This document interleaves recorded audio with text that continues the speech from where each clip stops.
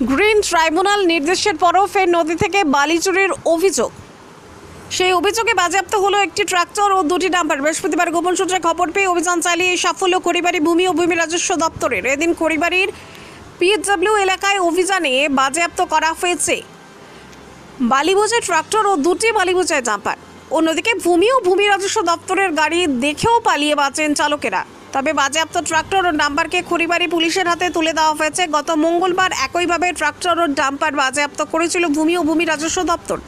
জুলাই থেকে সেপ্টেম্বর পর্যন্ত গ্রিন ট্রাইব্যুনালের নির্দেশ বন্ধ রয়েছে বালি উত্তোলন।